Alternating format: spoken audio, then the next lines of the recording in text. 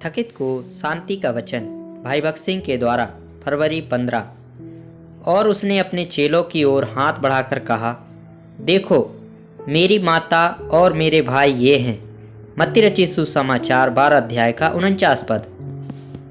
जब यूसुफ अपने दोनों पुत्रों को याकूब के सामने ले आया तब उसने उन पर हाथ रखे। उत्पत्ति 48 अध्याय का 14 पद। ऐसा करने से उसने उन लड़कों को अपने पूरे परिवार के साथ यह कहते हुए जोड़ दिया, तुम मेरे बच्चे हो, भले ही तुम मिस्र में पैदा हुए हो, तुम मेरे परिवार से हो।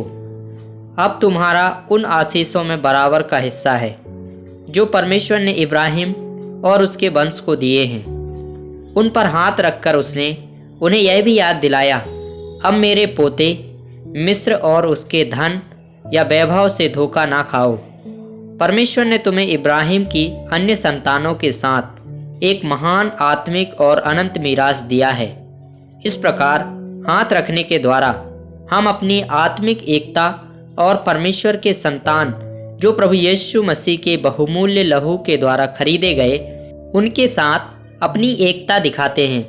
तुम्हारे नगर में बहुत से लोग हो सकते हैं, परंतु केवल वे ही तुम्हारे भाई और बहनें हैं जो प्रभु यीशु मसीह को जानते हैं।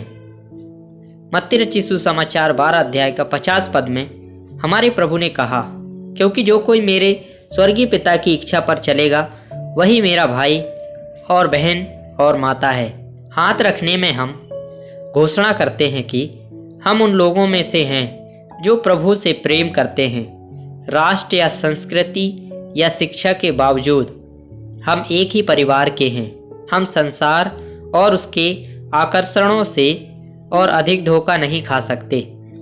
अतः हाथ रखने का पहला महत्व सभी विश्वासियों के साथ हमारा आत्मिक संबंध है।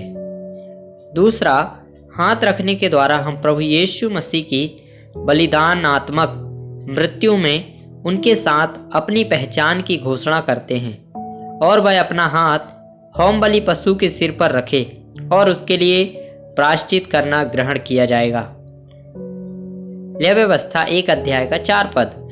जब भी कोई मिलाप वाले तंबू के द्वार पर बलि चढ़ाता था, वह उस जानवर पर हाथ रखता था और अपने पापों को स्वीकार करता था। जानवर को तब मारा गया और वेदी पर चढ़ाया गया। जानवर पर हाथ रखकर उसने घोषणा की, यह जानवर मेरे स्थान पर मरने वाला है। वह खुद अंदर नहीं जा सका। उसके स्थान पर जानवर को मारकर बलि के लिए अंदर ले जाया जाता था। इसी तरह विश्वास के द्वारा हम घोषणा करते हैं कि प्रभु यीशु हमारे स्थान पर मर गए। इस प्रकार प्रभु यीशु की मृत्यु में हमारी आत्मिक पहचान हाथ रखने के द्वारा अभिव्यक्त होती है।